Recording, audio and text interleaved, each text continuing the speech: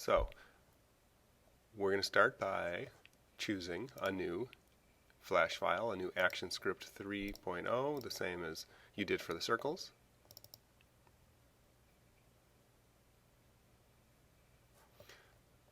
Okay, and then it says to look at the car jump storyboard to see what we'll be creating. That's all the way down at the end.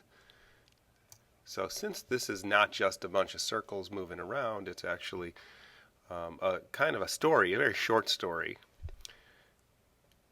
It's going to have a storyboard that shows us what's going on. So in scene 1, which is the first frame, we have the car.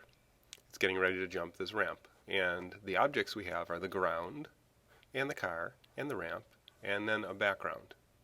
So we're going to need 3 total layers. The ground and the ramp are going to be on the same layer.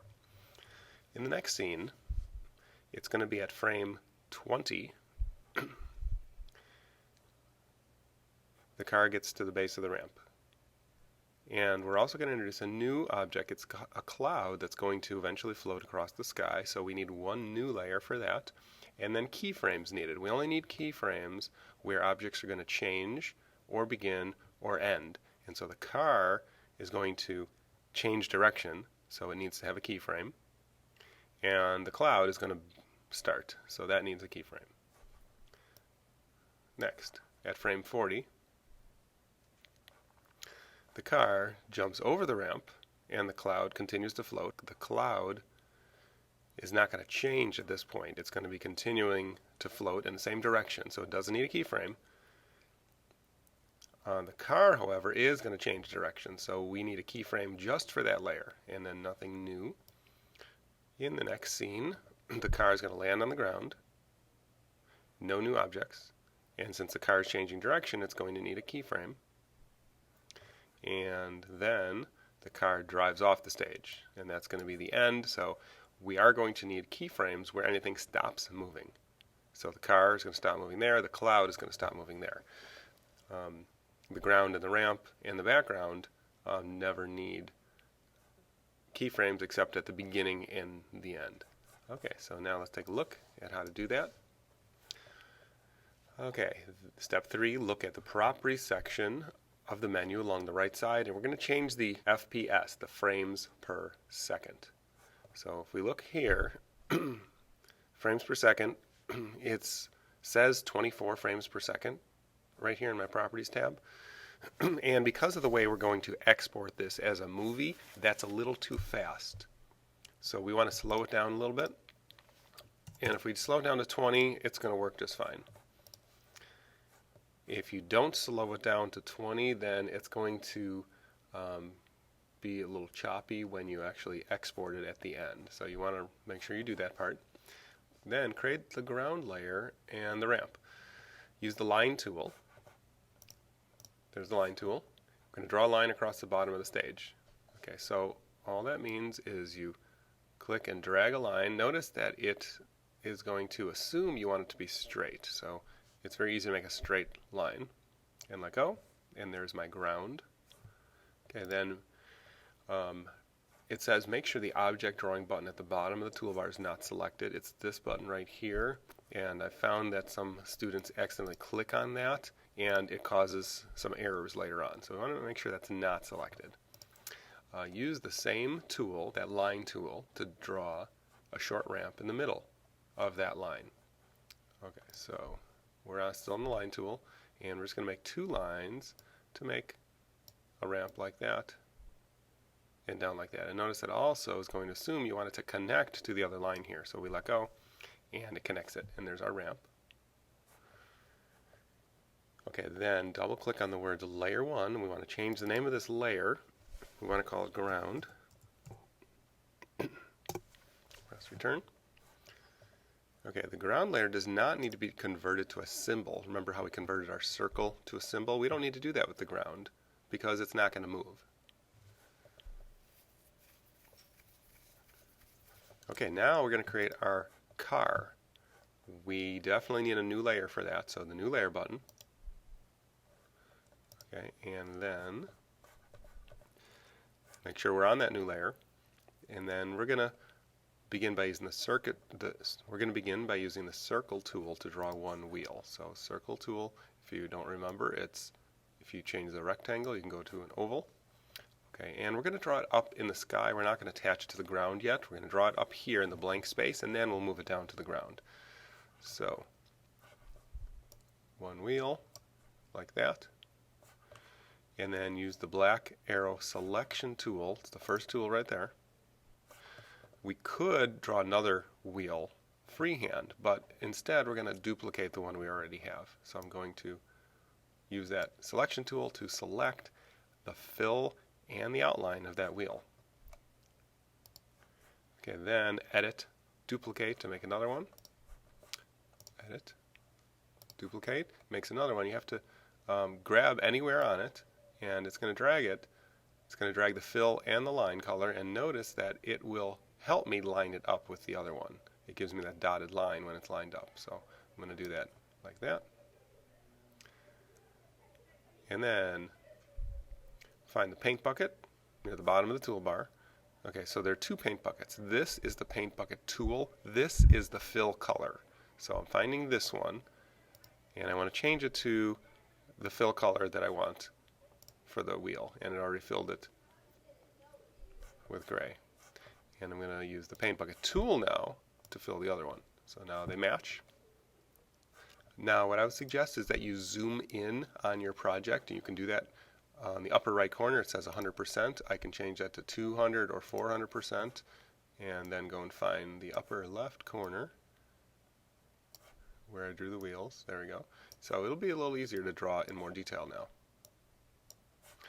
Okay, and then I'm going to use the pencil tool, and I'm going to draw my car. Okay, and so it says before I use the pencil, I want to change the pencil options at the bottom. So right here, once I'm in the pencil tool, it gives me this button, this pencil mode. Okay, and I have three different modes. I have straighten, smooth, or ink. So if I do straighten, whatever I try to draw, it will automatically give it corners like that. I'm going to undo. If I go to smooth, it will automatically smooth any shape that I make. So that looks cool. And then if I do the ink, then it won't make any changes at all. I think I'm going to do the smooth. And it's your choice. You don't have to change it to smooth. Okay, and then I'm going to just try to do just kind of a general race car shape. I'm going to end that line there, and I'm going to draw this one through there. Okay. So it says, use the car on the storyboard as a model, but yours does not have to look identical. Make sure you draw a complete shape and connect to where you started. If you don't like the way it looks, do edit, undo pencil, and try again. So I could go to undo, undo, and I could try it again if I want. Just do a quick, much better, right? No.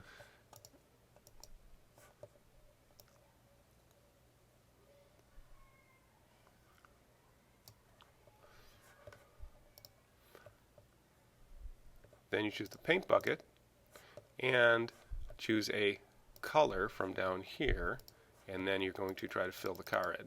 Now watch, look what happened is it won't let me fill it in.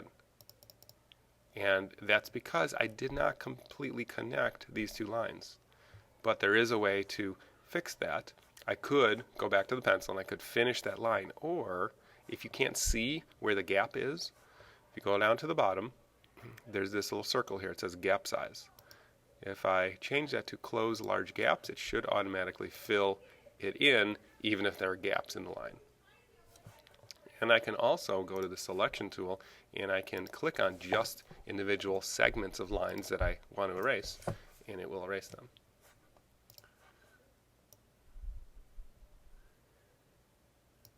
Now your car does not have to be a race car that looks like this one. You can draw any kind of two-wheeled vehicle that you want. You can draw a motorcycle, you can draw a bus, you can draw an ice cream truck, you can draw the Wienermobile, whatever you want, as creative as you want. It should be about this size, however, in comparison to the whole stage. The bigger you make your vehicle, the slower it's going to go, because it can only go from here to here. So if it's really big, it's going to move really slowly. If it's really small, it'll move faster. Okay, so now we do need to connect this whole car as one symbol. So choose the black arrow tool to draw a box around the car.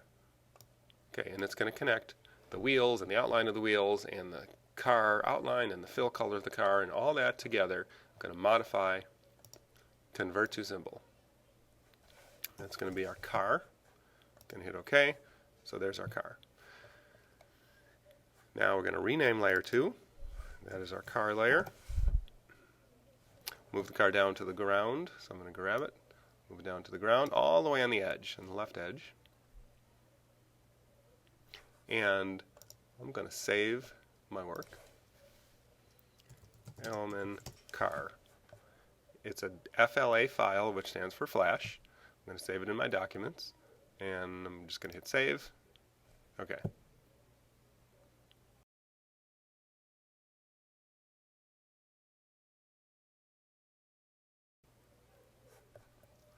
Now we're going to move the car. Okay, so far, all of this exists only on the first frame. We're going to go to frame 70 on the ground layer. Okay, that's the end of our whole animation. So the ground layer, frame 70. And we're going to extend the ground layer all the way out to there. So insert, timeline, keyframe. Insert, timeline, keyframe. And the car should disappear. Why does the car disappear? Well, it disappeared because we are on frame 70 and the car only exists so far on frame 1.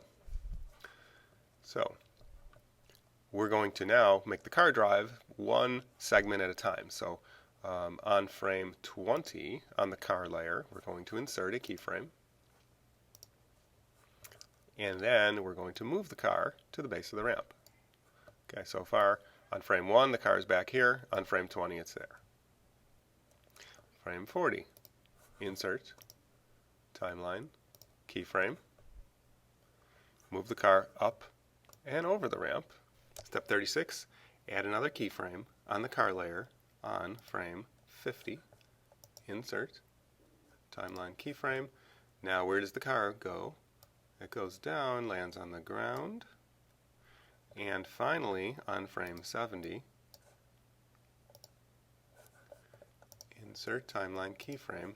Now remember, if you make any mistakes, the best thing is not to try to fix the mistake down here, but to edit, undo until you go back to before you made that mistake. So frame 70, the car goes off the edge of the stage. The only thing that we're going to see is what's in this white area here once we export this as a movie. Okay, so we've told the car where we want it to be at specific times in the animation. And if I play it, which is with the return key, I can see it's going to each of those spots at the specific times. Now we're ready to animate. So we're going to add our tweens, just like we did with the circles. So I can click anywhere between those two keyframes and insert classic tween. And I can do the same here. And actually I can drag and it will add tweens throughout all of these sections all at once. And now if I go back and play, you're going to see that it does animate it, but it's not quite done yet. Okay, so it goes up and over the ramp, right? But what's the problem when it goes over the ramp? Problem is that it should rotate a little bit when it drives over the ramp, and it doesn't rotate. Well, we're going to fix that.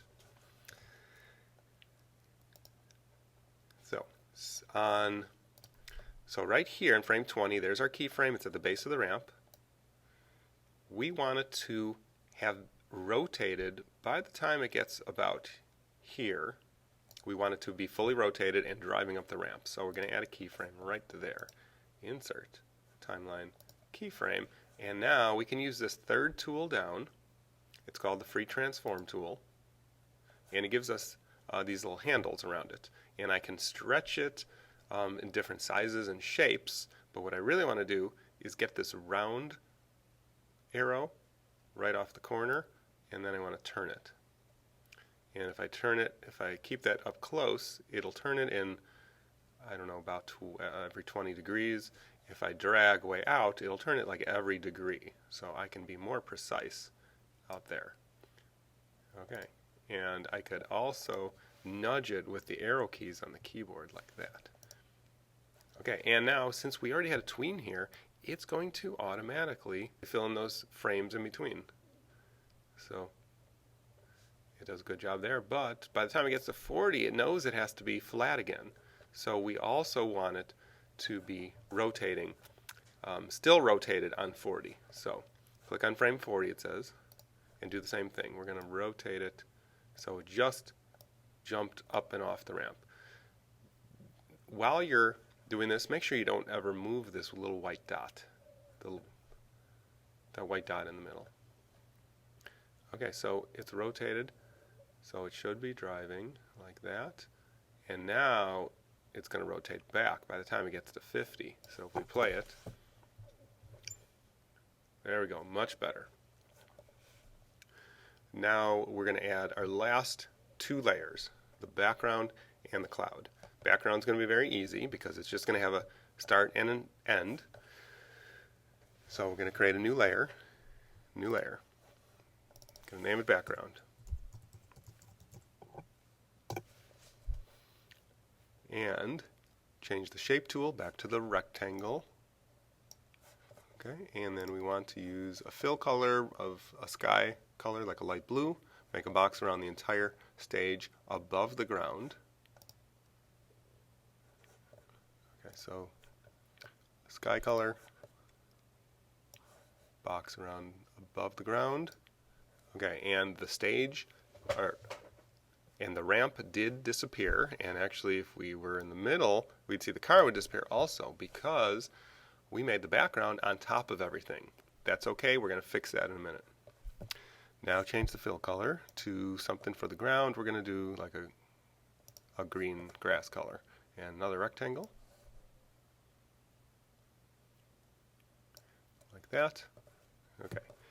Then grab the word background, and we're going to drag it down under the last layer, and now we've changed the order of the layers. So this ramp is still transparent, and if you want to fill in the ramp, you can do that. You have to go to the ground, click on the ground keyframe. We can see that whole layer selected, and then we could choose a color for that and use the fill tool and fill that in. But if you do that, you also have to do it on the last keyframe, because the keyframe changes what that layer looks like. Keyframe won't change unless we tell it to change. It'll change everything from there until the keyframe. Okay, but now that's been changed. And our very last layer now is the cloud, so new layer. I'm going to call that cloud. And I purposefully did not have the cloud appear until frame 20. It doesn't appear at the beginning because everything does not need to start at the beginning. I'm going to go to frame 20 and insert a keyframe there.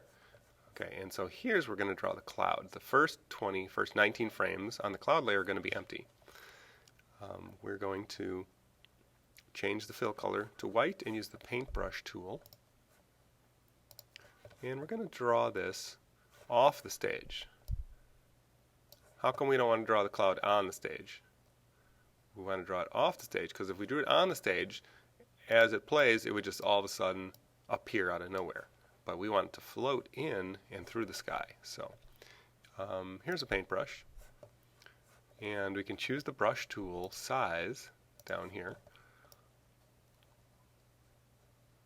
Okay, there's my cloud. I can continue to fill it in, or I can use the fill tool to fill it in like that. And then click the word cloud in the cloud layer in order to select all parts of the cloud. So now I can see it's selected, and I want to convert that to a symbol.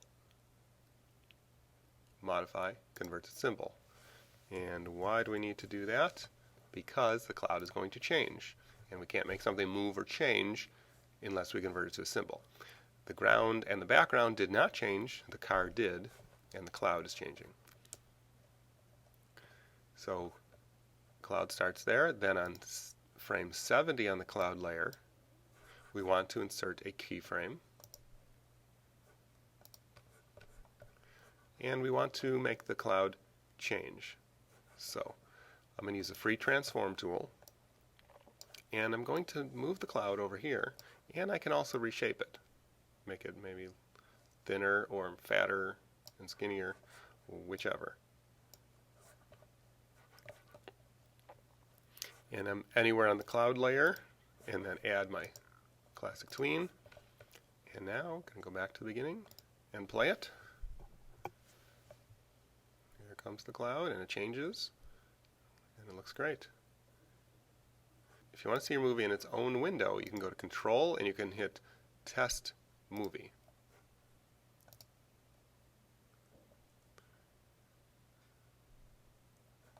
And it will keep repeating it. Okay, finally, we're ready to export it. So, resave it, File, Save, and then File, Export, Export Movie. So it's not a save as, it's export, export movie. Okay, and we want to make sure that the format we're exporting is not an SWF, shockwave flash is what that stands for. We want a QuickTime movie. Same name is fine. Desktop or documents is fine.